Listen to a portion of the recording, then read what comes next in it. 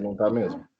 A mensagenzinha. Demore uns instantes, presidente, mas ela vai começar a aparecer agora. O Ronaldo não está aparecendo para mim. Para mim também não. Para mim também não. Não tô, não? Então...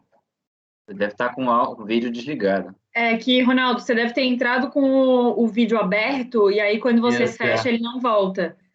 Então, tem que sair e entrar com ele desligado. Isso, eu vou fazer isso. Então...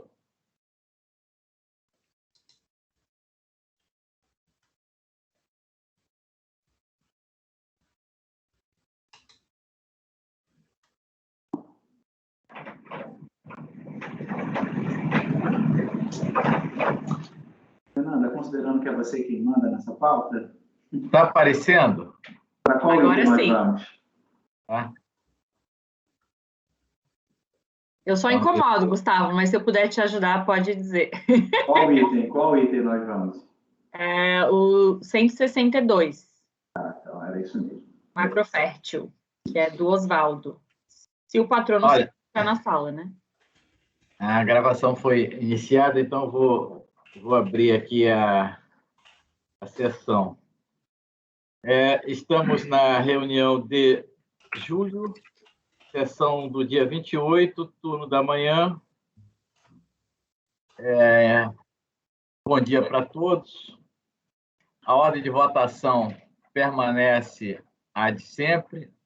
Doutor Luiz Felipe, doutor Oswaldo, doutor Gustavo, doutora Fernanda, doutor Leonardo e, por último, o presidente. Primeiro item da pauta é o 162.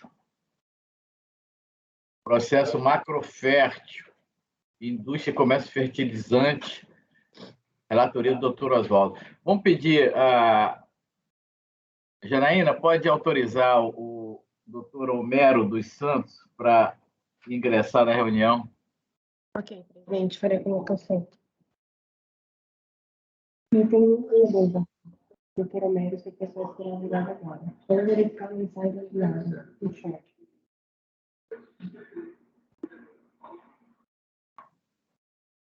O patrono foi convocado, presidente. Obrigado, Janaína.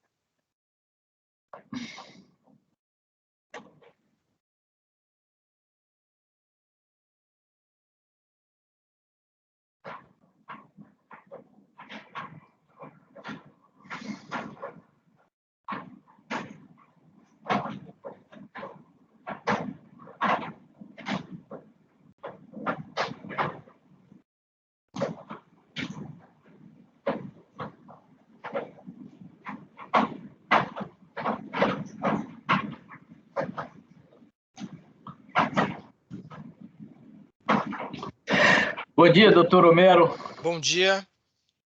Seja bem-vindo à turma 3401. O senhor fará a sustentação oral da empresa Macrofértil. Né? Exatamente. Vamos começar pelo item 162 da pauta, que é o processo 10.940.902/2017-13.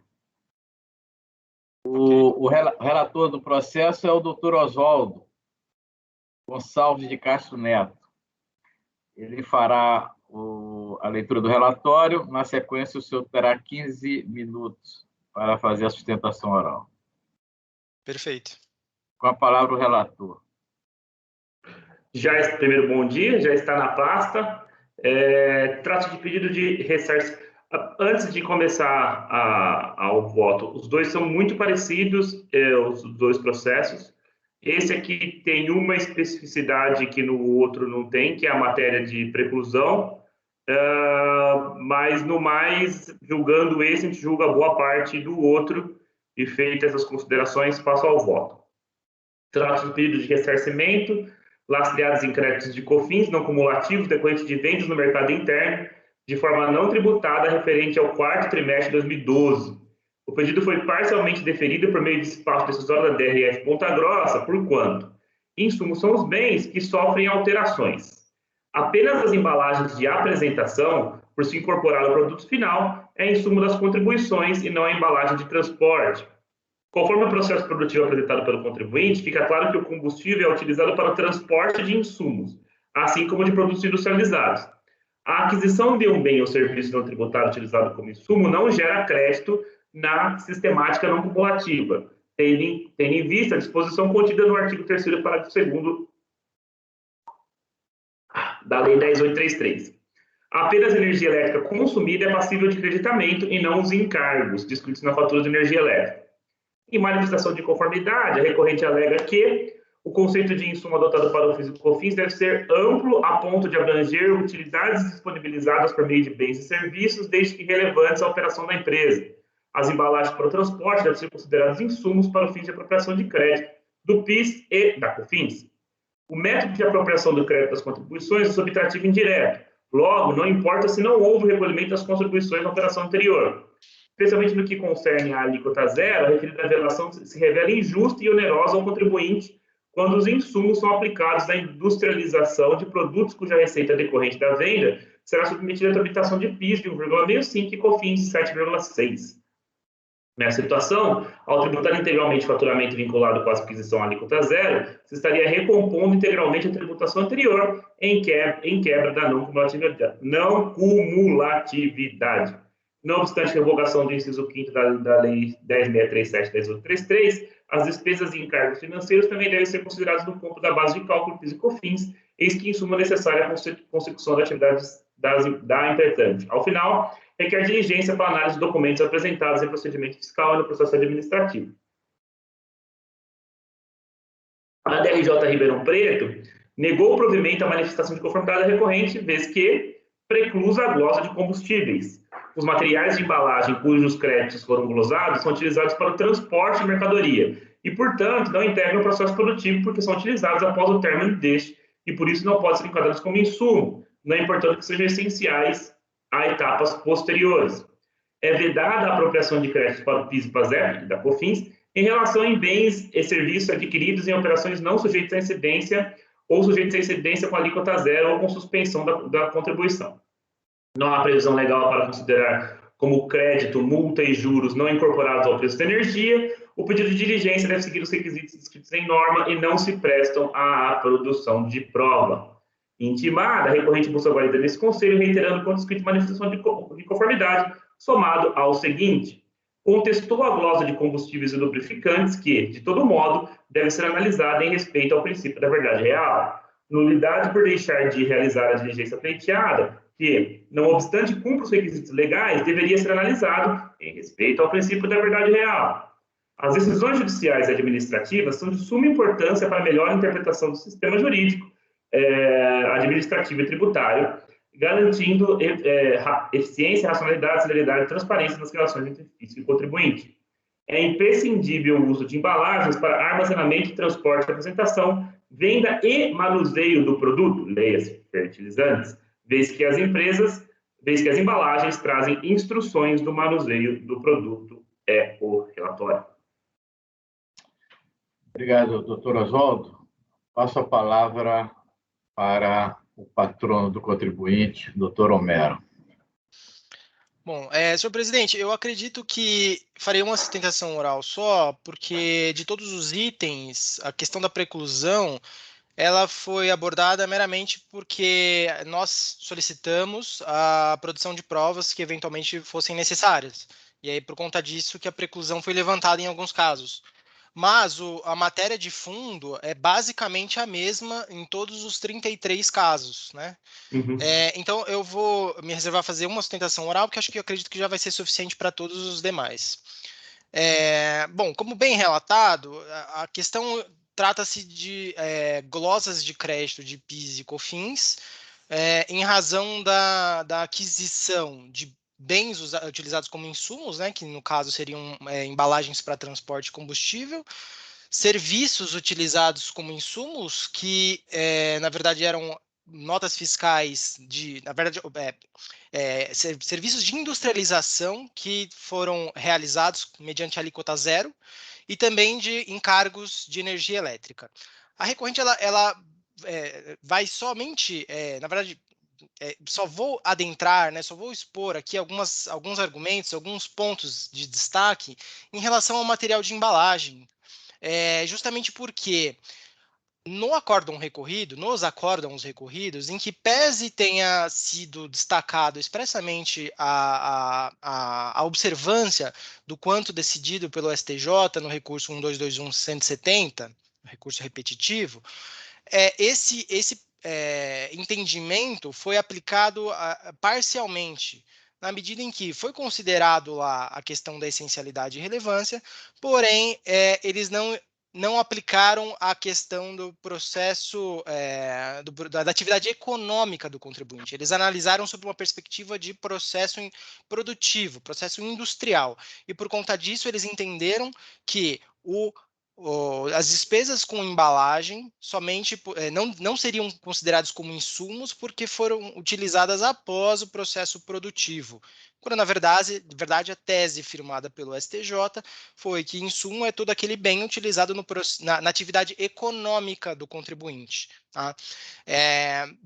E aí, em relação à questão da essencialidade e relevância, a recorrente apenas gostaria de destacar que esses requisitos eles estão plenamente presentes na medida em que o produto que foi utilizado para transportar e acondicionar foi fertilizante. Fertilizante é um material extremamente perigoso, ele é inflamável e tem toda uma regulamentação, não só pelo MAPA, né, como também pelo decreto, tem um decreto 4954, que ele estabelece todos os requisitos que uma embalagem, seja para transporte ou para condicionamento, deve conter, com as indicações precisas das informações, justamente para que se evite qualquer tipo de problema, justamente porque ele é considerado um produto perigoso.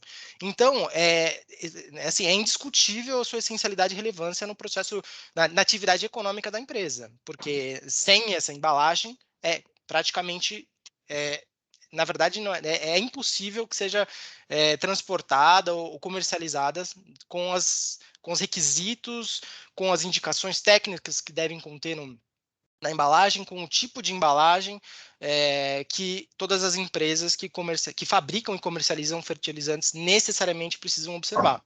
Então, nesse contexto de essencialidade e relevância, bem como destacando a questão da atividade econômica do contribuinte, que para que isso ocorra, ela precisa utilizar essa embalagem, a recorrente ela pede aí pelo provimento dos seus recursos para que seja considerada, reconhecido esses créditos de PIS e COFINS sobre as despesas de embalagens para condicionamento e transporte.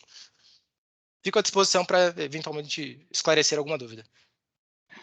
Obrigado, doutor Homero. Durante a discussão, o senhor poderá intervir para fazer esclarecimento de fatos. Ok. Doutor Oswaldo, pode continuar com o seu voto. Agradeço a sustentação oral do doutor Homero, muito boa, muito objetiva, e, com isso, passo ao voto. A fiscalização de solo glosou os créditos decorrentes de aquisição de combustíveis, pois, em seu entender, este é utilizado para o transporte de insumos, assim como dos produtos industrializados.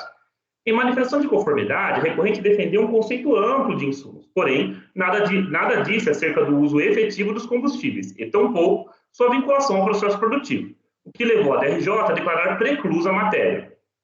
Involuntário, a recorrente alega que argumentou de forma ampla sobre o tema, no tópico sobre o conceito de insumos, e que, de todo modo, em respeito ao princípio da verdade real, o tema deveria ter sido conhecido e enfrentado pela DRJ. Preclusão na escorreta lição de Chovienda, perda de uma faculdade processual das partes. Portanto, o decreto de preclusão é apenas concebível naquelas matérias de disponibilidade exclusiva das partes, isto é, cabe preclusão para as teses em que seu conhecimento dependa de manejo da parte. Como sabido, ao lado das teses disponíveis às partes, há outras chamadas de ordem pública, matérias que transcendem o interesse das partes conflitantes, disciplinando relações que as envolvem, mas fazendo-o com atenção ao interesse público.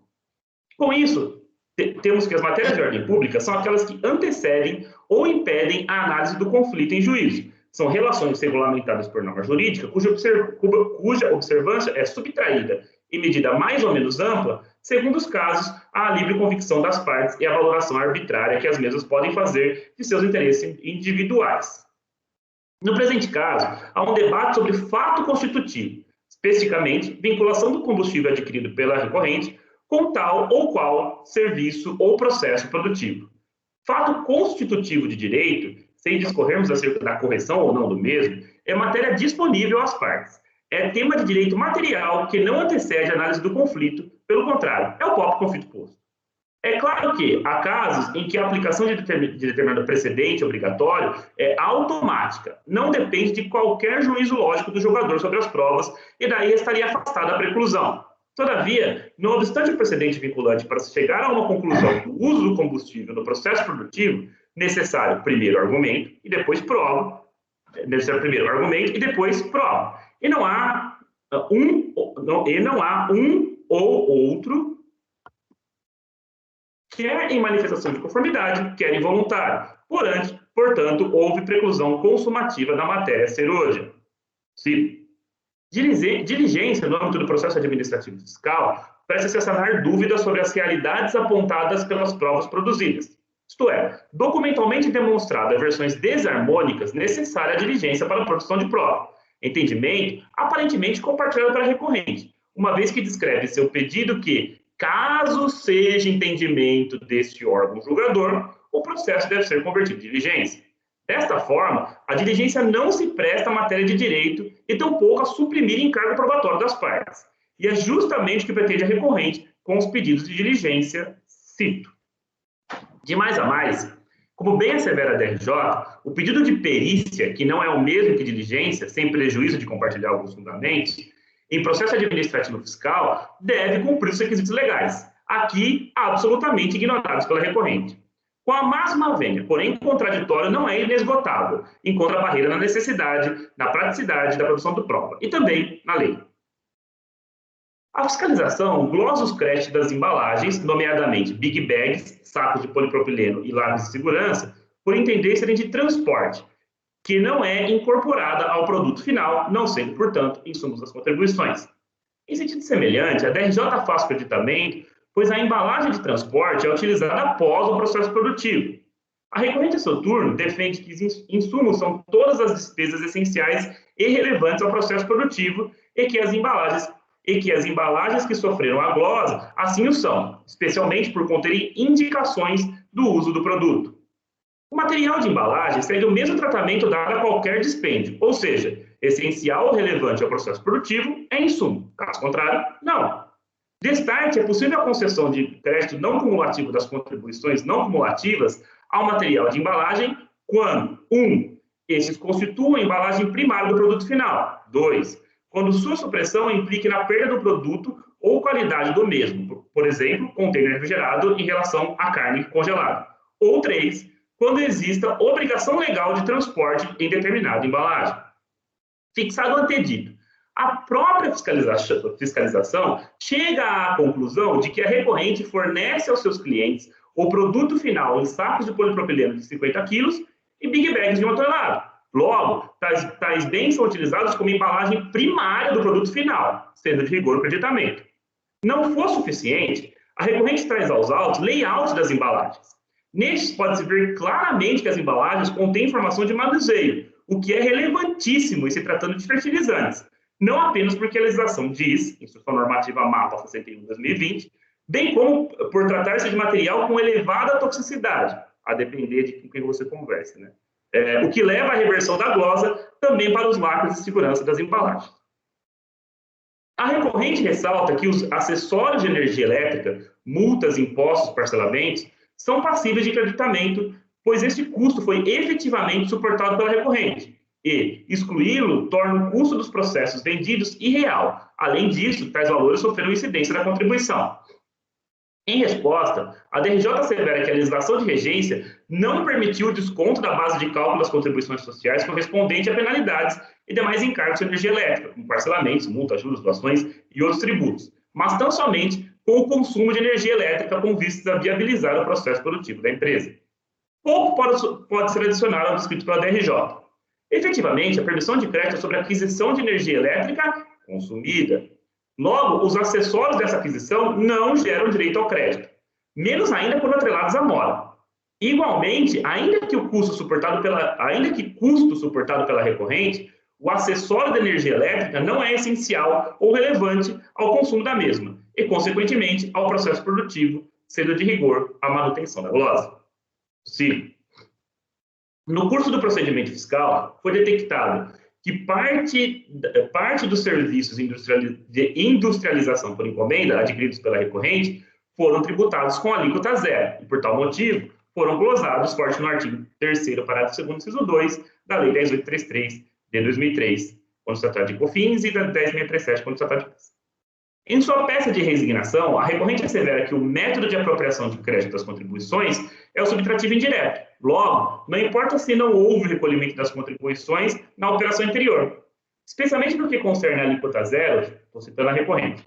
A referida vedação se revela injusta e onerosa ao contribuinte quando os insumos são aplicados à industrialização de produtos, cuja receita decorrente da venda será submetida à tributação de PIS a 1,65 e de COFINS a 7,6. Nessa situação, ao tributar integralmente o faturamento vinculado com a aquisição à alíquota zero, você estaria recompondo a tributação, recompando integralmente a tributação anterior em quebra da não cumulatividade. O pedido da recorrente esbarra na dicção expressa do caput do artigo 16 da Lei 11.116 de 2005, que permite o crédito em voga na forma do artigo 3º das leis 10.637 e 10.833, sendo que os parágrafos 2º dos artigos 3º das leis 10.637 e 10.833 proíbem o creditamento da aquisição de bens ou serviços não sujeitos ao pagamento da contribuição. De qualquer forma, a preocupação da recorrente com a injusta tributação na operação de venda de produto que em sua composição apresente insumo adquirido sem o pagamento das contribuições não tem lugar.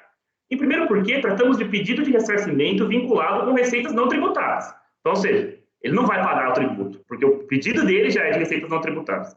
Segundo, pois o seu fornecedor acreditou-se integralmente das contribuições incidentes aos insumos dos produtos que lhe vendeu. Logo, o valor do tributo em cadeia não deveria ter impacto no preço do insumo adquirido pela recorrente. Longe de ser um paradoxo, o artigo 17 da Lei 11.033 encerra o sistema de forma perfeita. Se de um lado o adquirente de produto não tributado não pode se creditar, de outro, o vendedor do mesmo produto pode usufruir dos créditos em sua integralidade, retirando o custo tributário do preço. Desta forma, nem o vendedor, que usufrui o crédito à sua integralidade, nem o comprador, que não tem o custo de compra, não tem no custo de compra o valor do tributo, e tampouco o Estado, que não paga o crédito por 2 vezes pela mesma operação, saem perdendo. Pelo exposto, admito por conta tempestivo e com esse recurso voluntário, e ele dou parcial provimento para reverter as glosas de material de embalagem com voto. Alguma discussão? Alguma consideração? Bem, então vamos direto proclamar o resultado. Acordam os membros do colegiado por unanimidade de votos. Na verdade, eu vou fazer a votação, né? Primeiro, porque embora não tenha nenhuma discussão. Doutor Luiz Felipe. O relator, presidente, integralmente. Doutor Gustavo. Com relator, presidente. Doutora Fernanda. Com relator. Doutor Leonardo. Com relator, presidente. Eu também com relator. Então, acordo os membros do colegiado, por unanimidade de voto, dá parcial provimento para reverter as glosas das aquisições de material de embalagem. Perfeito? Bueno, o outro já está na pasta. O que ele tem de diferente? O item 2.1, que vocês podem ler, que é apenas um parágrafo. Então, eu vou poupá-los do relatório. O nosso digníssimo colega, doutor Homero, já disse que também vai abrir mão da sustentação oral. O que muda aqui é esse item 2.1. De saída, deixa de conhecer argumentos e contra-argumentos sobre combustíveis, eis que não houve, neste processo, glosa de tal aquisição. Também declaro preclusa a matéria sobre os serviços de carga e descarga, uma vez que não repetiria se era de voluntário. Não fosse a preclusão, certamente o pedido esbarraria em insuficiência argumentativa e probatória, porque a recorrente apenas defende que os serviços de carga e descarga são insumos do seu processo produtivo, sem descrever ou provar vínculo de essencialidade ou relevância. No mais, é a mesma coisa, antes posto, admito por quanto tempestivo e conheço em parte do recurso voluntário e, na parte conhecida, dou parcial provimento para reverter as glosas de aquisição de material de embalagem. Perfeito. Alguma dúvida, alguma discussão nesse segundo? Não? Então, todos acompanham o relator, acordo os membros do colegiado, por unanimidade de voto, dá parcial provimento para reverter as glosas das aquisições de material de embalagem. Então, são esses dois da Macrofértil, né? Doutor Homero, muito obrigado pela participação e bom dia para o senhor. Muito obrigado, eu agradeço. Tchau, tchau.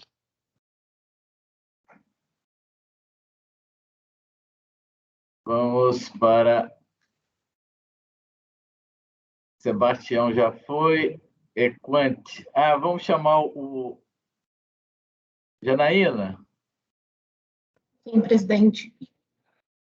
O patrono do contribuinte Equant já está... Sim, a doutora Andréa já se encontra na sala de espera. Pode ingressar. Será o Ok. relator, doutor Felipe.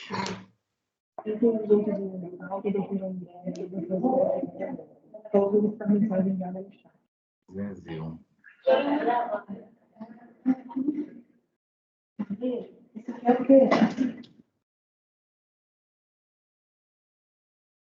Está na pasta, doutor Felipe?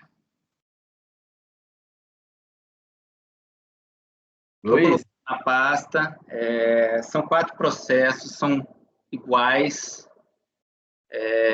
Eu vou fazer a leitura só de um deles, do 951, e é simples e eu estou propondo a diligência.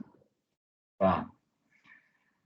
Tá ok. Então, doutora Andréa já está na sala. Bom dia, doutora Andréa. Bom dia. Bom dia a todos. Seja bem-vinda à turma 3401. A Obrigada. senhora fará a sustentação oral das empresas Equant Brasil Limitada. Isso, exatamente. O relator desses processos é o doutor Luiz Felipe, que fará a leitura do relatório. Depois, a senhora terá 15 minutos para fazer a sustentação oral. Por favor, com a palavra, o doutor Luiz Felipe. Bem, como eu já havia mencionado, são processos, no meu entender, os 4 processos são iguais. A minha proposta é de conversão em diligência. Eu vou fazer uma leitura rápida do relatório, já que a gente tem a sustentação oral. Refere-se ao presente processo, declaração de compensação relativa a pagamento maior ou indevido, a título de contribuição com fins, supostamente recolhida indevidamente, a qual não foi homologada por unidade jurisdicionante. A manifestação visa combater despacho decisório, Perdecomp, nesse caso 2903, de final. Ela foi não homologada porque, a partir das características do DARF, havia sido localizado um ou mais pagamentos a ele vinculado. Manifestação de conformidade, interessado apresentou manifestação de conformidade em 4 de 2009, fazendo inicialmente o resumo dos fatos. Em preliminar, discorre acerca da legislação que trata sobre compensação. No mérito, alega a inconsistência que ocasionou na homologação do Perdecomp, se deu devido a um erro na informação do DCTF. mensal referente a COFINS, informa que efetuou o recolhimento por meio de DARF, tendo informado DCTF da COM, acrescenta que a apuração da contribuição foi refeita, verificando a existência do crédito utilizado no PRD-COMP em questão. TRJ Belo Horizonte considerou improcedente a manifestação de conformidade em decisão, a qual entendeu que o contribuinte não tinha comprovado a existência e suficiência do crédito postulado. Foi apresentado o recurso voluntário tempestivo, por meio do qual a recorrente alega em síntese que, ao apurar o valor devido a título de COFINS não cumulativa da competência de março de 2008, teria equivocadamente incluído na base de cálculo da ação receitas excluídas do regime de incidência não cumulativa provenientes da prestação de serviços de telecomunicação, os quais, por força do inciso 8º do artigo 10 da Lei 10.833, estariam expressamente excluídos da incidência da COFINS. Com a verificação do equívoco cometido, retificou sua apuração para excluir as receitas de prestação de serviço de telecomunicação da base de cálculo da contribuição, chegando-se ao valor final de R$ 36.385,44, sendo que a diferença entre o montante originalmente apurado e aquele apurado após as devidas retificações seria justamente o crédito que for utilizado pela empresa na compensação formalizada por meio do PRD-COMP objeto do presente processo. A diferença entre o montante total de receita originalmente incluída na base de cálculo COFINS não cumulativa, R$ 1.458.315,39, e aquele posteriormente apurado, R$ 529.445,28, que perfaz R$ 928.868,51, representaria a soma das receitas decorrentes da prestação de serviço de telecomunicação que haviam sido indevidamente incluídos na apuração de COFINS não cumulativa, e, como consequência lógica, a diferença entre o montante total da receita originalmente apurada na COFINS, R$ 1.383.487,67, e aquele indicado na apuração retificadora, R$ 2.312.297,18, seria exatamente R$ 928.869,51, ou seja, o valor da soma das receitas decorrentes da prestação de serviço de telecomunicações, de forma que se observa que as retificações realizadas nas apurações de COFINS de março de 2008, tanto na sistemática não cumulativa como na sistemática cumulativa, possuem origem na tributação das receitas provenientes da prestação de serviço de telecomunicações. Para tornar evidente que se alega, reproduz a escrituração realizada em seu livro de registro de saída de ICMS do mês de março, de todas as notas fiscais relativas à prestação de serviço de telecomunicações, as quais, somadas, totalizam o mesmo montante, e acosta seu livro diário no mesmo mês, no qual todas as operações consignadas na tabela foram devidamente escrituradas, constando na aludida escrituração a indicação da natureza da operação realizada, a qual seja a prestação de serviço de telecomunicações. E a jurisprudência não deixaria dúvidas de que, uma vez demonstrada a existência de crédito, ainda teria ocorrido o erro no preenchimento de documentos fiscais, devendo ser homologado o débito compensado até o limite do direito creditório capaz de ser reconhecido em favor do contribuinte, tendo em homenagem ao princípio da busca pela verdade material. Com base nesses argumentos, se apoiando nos documentos que anexam ao recurso, a empresa espera e requer que seja provido o recurso voluntário para a reforma do acórdão recorrido. É o relatório, presidente. Obrigado, doutor Luiz Felipe. Passo a palavra para a doutora Andréa fazer a sustentação oral. Obrigada. Senhores, na realidade são 4 processos, né, do 201 ao 204 da pauta, e os 4 se relacionam a exatamente a mesma temática, de modo que a minha sustentação oral vai abarcar os 4 casos.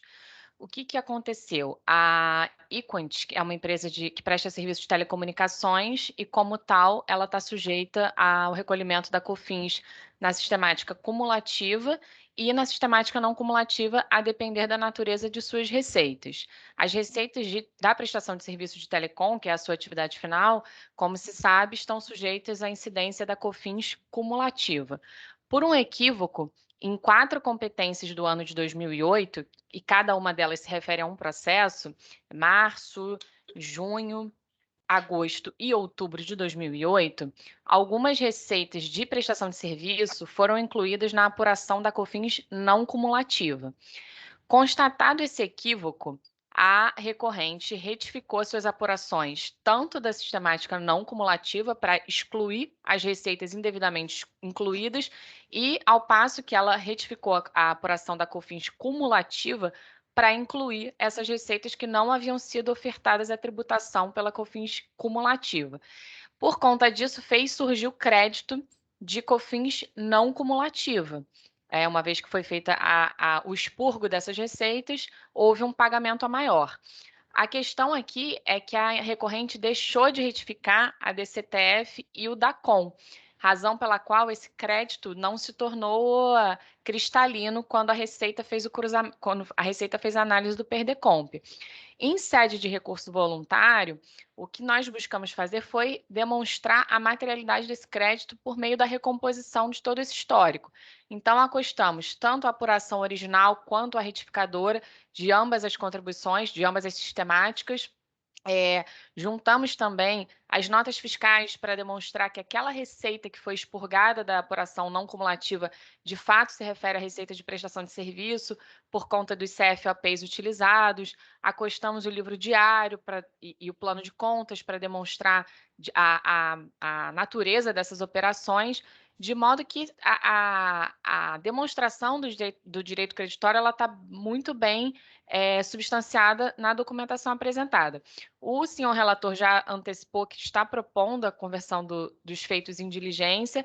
Creio que seja de fato a melhor solução, haja vista a necessidade de análise detalhada dessa documentação que foi acostada. Então, da parte da recorrente, está de acordo em relação a recomendação nesse sentido. Ou então pede-se pelo provimento dos recursos, haja vista que está demonstrada a materialidade do crédito, do direito creditório. Eram só essas considerações que eu gostaria de fazer. Obrigado, doutor André. Bem, então vou... Na sequência, o relator poderá ler a sua proposta de diligência, né?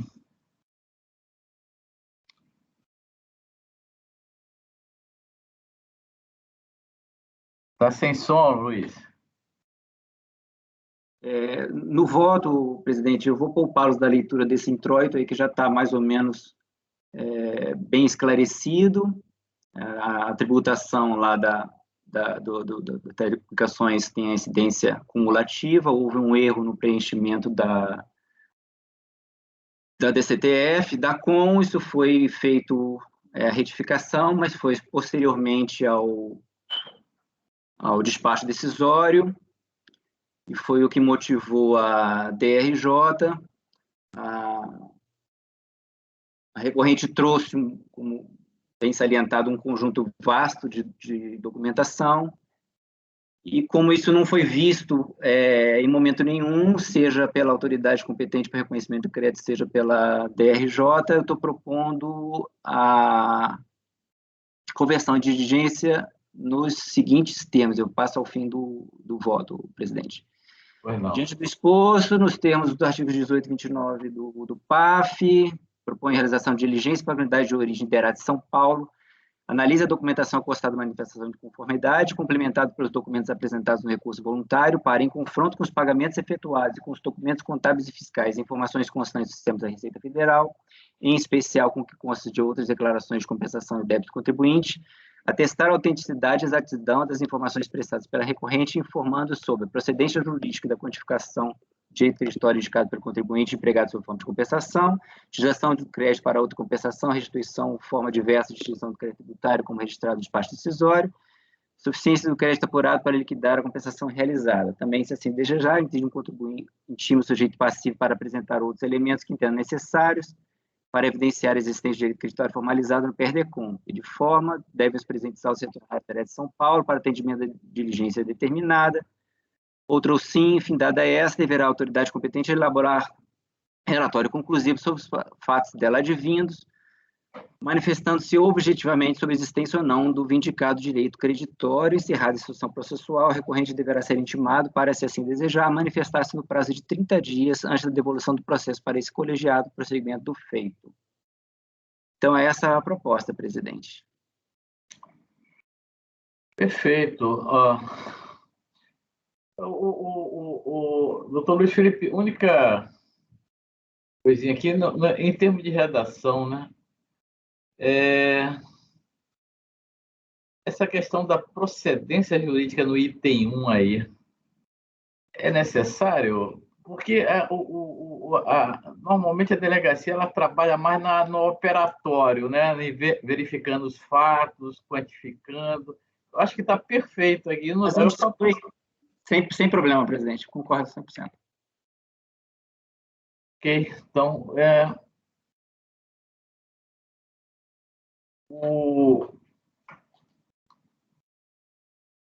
não havendo discussão, vou proclamar, então, aqui o resultado desse julgamento. Acorda os membros do colegiado, por unanimidade de votos, converter o julgamento em diligência, nos termos do voto do relator.